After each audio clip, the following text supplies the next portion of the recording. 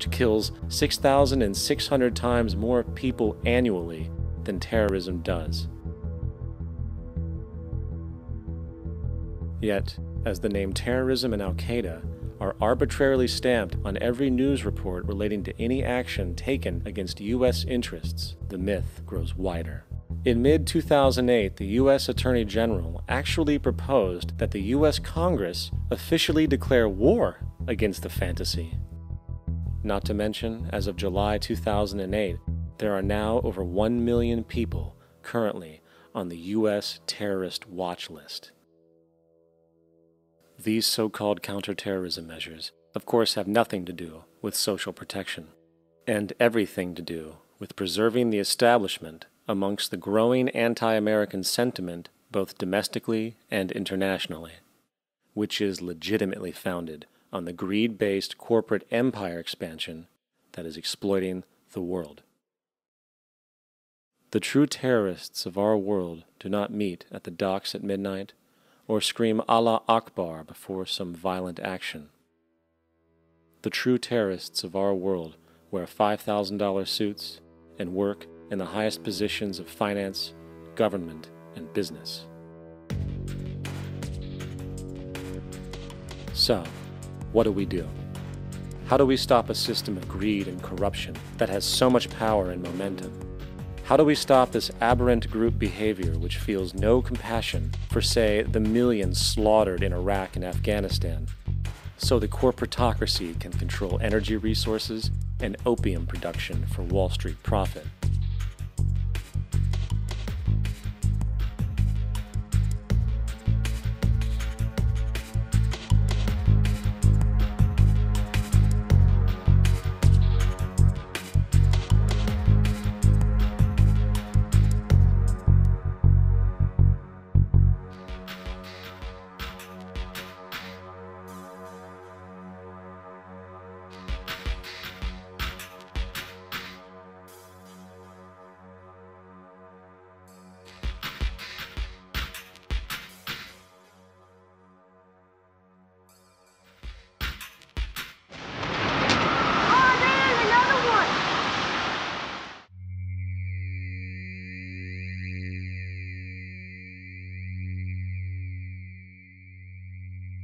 How do we stop a system of greed and corruption that condemns poor populations to sweatshop slavery for the benefit of Madison Avenue?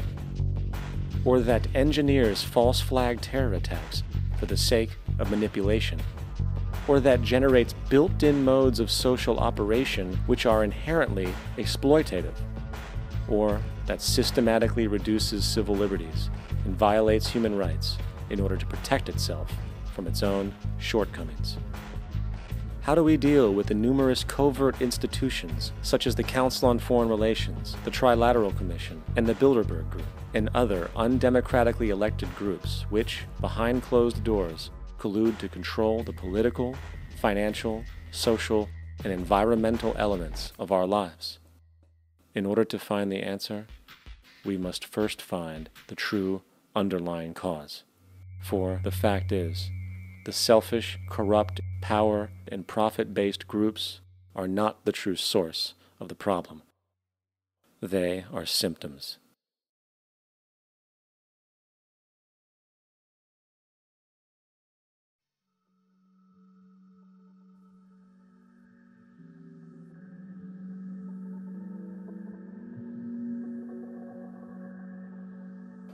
My name is Jock Fresco.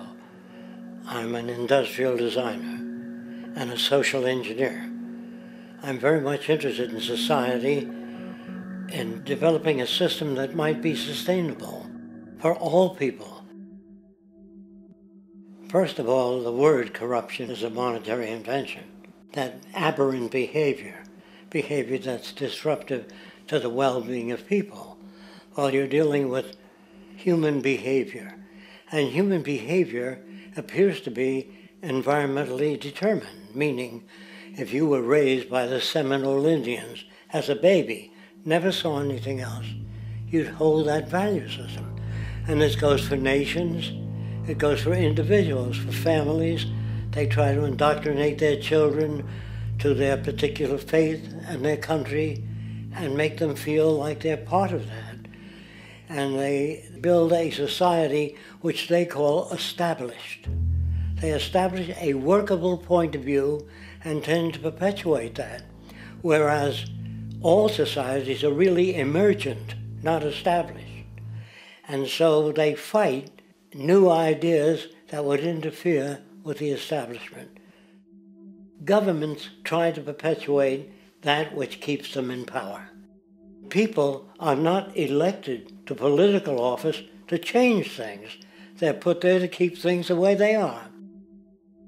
So you see, the basis of corruption is in our society. Let me make it clear.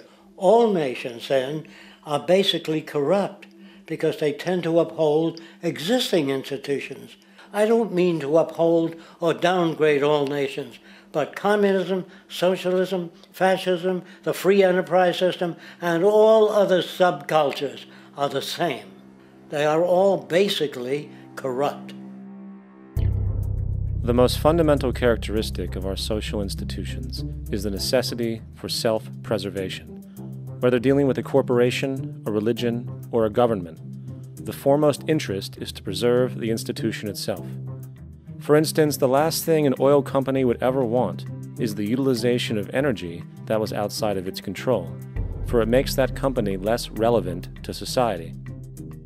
Likewise, the Cold War and the collapse of the Soviet Union was, in reality, a way to preserve and perpetuate the established economic and global hegemony of the United States. Similarly, religions condition people to feel guilty for natural inclinations, each claiming to offer the only path to forgiveness and salvation. At the heart of this institutional self-preservation lies the monetary system, for it is money that provides the means for power and survival. Therefore, just as a poor person might be forced to steal in order to survive, it is a natural inclination to do whatever is needed to continue an institution's profitability. This makes it inherently difficult for profit-based institutions to change, for it puts in jeopardy not only the survival of large groups of people, but also the coveted materialistic lifestyles associated with affluence and power. Therefore, the paralyzing necessity to preserve an institution, regardless of its social relevance, is largely rooted in the need for money or profit.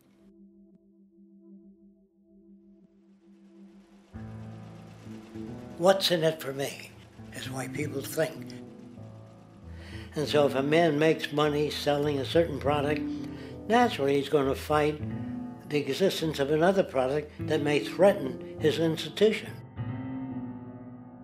Therefore, people cannot be fair, and people do not trust each other. A guy will come over to you and say, I got just the house you're looking for. He's a salesman. When a doctor says, I think your kidney has to come out, I don't know if he's trying to pay off a yacht or whether my kidney has to come out. It's hard in a monetary system to trust people. If you came into my store and I said, this lamp that I've got is pretty good, but the lamp next door is much better, I wouldn't be in business very long. It wouldn't work. If I were ethical, it wouldn't work. So when you say industry cares for people, that's not true. They can't afford to be ethical.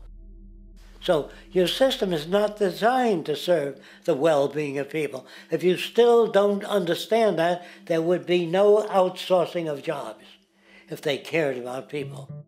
Industry does not care. They only hire people because it hasn't been automated yet. So don't talk about decency and ethics. We cannot afford it and remain in business. It is important to point out that regardless of the social system, whether fascist, socialist, capitalist, or communist, the underlying mechanism is still money, labor, and competition. Communist China is no less capitalistic than the United States. The only difference is the degree by which the state intervenes in enterprise. The reality is that monetaryism, so to speak, is the true mechanism that guides the interests of all the countries on the planet.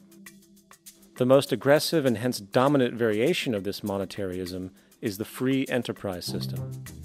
The fundamental perspective as put forth by early free market economists like Adam Smith is that self-interest in competition leads to social prosperity, as the act of competition creates incentive which motivates people to persevere.